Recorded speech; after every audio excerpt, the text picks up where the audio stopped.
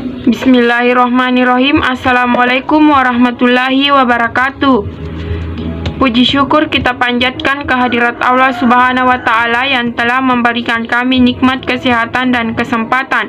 Salawat serta salam tak lupa pula kita kirimkan kepada baginda Nabiullah Muhammad Sallallahu Alaihi Wasallam, yaitu Nabi yang membawa kita dari alam gelap gulita menuju alam terang benderang. Baiklah, kami dari kelompok 13 akan memaparkan materi kami yang berjudul Peran Madrasah Pendidikan Islam di Indonesia. Saya sendiri selaku moderator atas nama Rismayanti sekaligus pemateri pertama dan Putri Sania sebagai pemateri kedua. 1. Pengertian madrasah serta karakteristiknya. Madrasah berasal dari bahasa Arab yang merupakan bentuk kata keterangan tempat dari akar kata darasa. Secara harfiah, madrasah diartikan sebagai tempat belajar para pelajar atau tempat untuk memberikan. Dari akar kata darasa juga bisa diturunkan kata madras yang mempunyai arti buku yang dipelajari atau tempat belajar. Kata al-midras juga diartikan sebagai rumah untuk mempelajari kitab Taurat. Kata madrasah jika diterjemahkan ke dalam bahasa Indonesia memiliki arti sekolah. Kendati pada mulanya kata itu sendiri bukan dari bahasa Indonesia, melainkan dari bahasa asing, yaitu school. Secara teknis dalam proses belajar mengajar secara formal, madrasah tidak jauh berbeda dengan sekolah. Namun di Indonesia tidak lantas dipahami sebagai sekolah, melainkan diberikan konotasi yang lebih spesifik lagi, yakni sekolah agama, tempat di mana anak-anak didik memperoleh hal ihwal atau seluk-beluk agama dan keagamaan. Dalam prakteknya memang ada madrasah yang di samping mengajarkan ilmu-ilmu keagamaan juga mengajarkan ilmu-ilmu yang diajarkan di sekolah umum. Selain itu, ada madrasah yang mengkhususkan diri pada pelajaran ilmu agama atau bisa disebut madrasah diniyah. Sedangkan karakteristik madrasah sebagaimana telah dikemukakan secara harfiah, madrasah bisa diartikan dengan sekolah. Dan secara teknis, keduanya memiliki kesamaan, yaitu sebagai tempat berlangsungnya proses belajar mengajar secara formal. Namun demikian, karena steinbreak kemerdekaan madrasah dan sekolah, karena keduanya mempunyai karakteristik atau ciri khas yang berbeda, madrasah memiliki kurikulum, metode dan cara mengajar sendiri yang berbeda dengan sekolah. Meskipun pengajaran ilmu pengetahuan umum sebagaimana yang diajarkan di sekolah, madrasah memiliki karakter sendiri, yaitu sangat menonjolkan nilai religiusitas masyarakatnya. Sementara itu, sekolah merupakan lembaga pendidikan umum dengan pelajaran universal dan terpengaruh iklim pencerahan barat.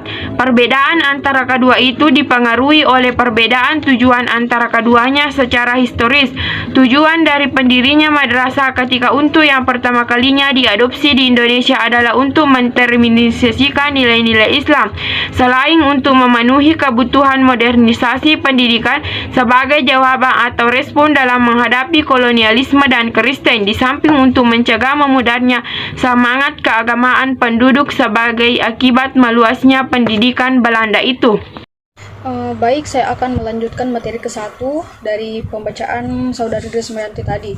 Langsung saja, sedangkan sekolah pertama kalinya dikenal oleh pemerintah Belanda pada sekitar dawarsa 1870-an yang bertujuan untuk menyiapkan calon pegawai pemerintah kolonial dengan maksud untuk melestarikan penjajah, yang mana dalam lembaga pendidikan kolonial Belanda itu tidak diajarkan agama sama sekali.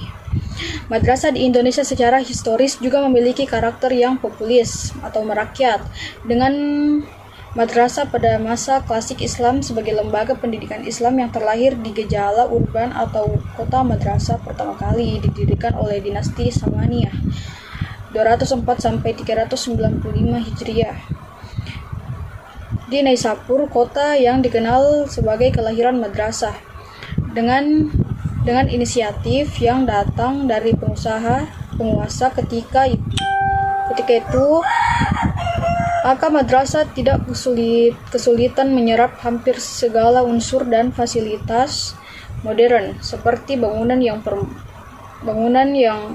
permanen, kurikulum yang tertata rapi, pergantian jenjang pendidikan, dan tentu saja dana atau anggaran yang dikucurkan oleh pemerintah. Hal ini berbeda dengan madrasah di Indonesia yang kebanyakan pada mulanya tumbuh dan berkembang atas inisiatif dari tokoh masyarakat yang peduli terhadap pembaharuan pendidikan. Sebagai lembaga pendidikan swadaya, madrasah menampung inspirasi sosial, agama, budaya masyarakat yang tinggal di wilayah pedesaan. Dengan itu, diketahui bahwa masyarakat Indonesia memiliki komitmen yang tinggi terhadap pendidikan putra-putri mereka. Kini madrasah dipahami sebagai lembaga pendidikan Islam yang berada di bawah sistem pendidikan nasional dan berada di bawah pembinaan Departemen Agama. Kini lembaga pendidikan madrasah telah tumbuh dan berkembang sehingga merupakan bagian dari budaya Indonesia. Karena ia tumbuh dan berproses bersama seluruh proses dan berkembang yang terjadi di dalam masyarakat. Materi yang kedua, peran madrasah dalam pendidikan Islam. Sebagaimana yang telah kita ketahui, tujuan didirikannya lembaga pendidikan Islam yang tidak lain adalah madrasah untuk mengembangkan ilmu pengetahuan dan pendidikan umum tanpa meninggalkan nilai-nilai Islam untuk memenuhi kebutuhan modernisasi pendidikan. Merupakan suatu upaya untuk mengembangkan sistem pendidikan itu sendiri agar sesuai tuntunan dunia.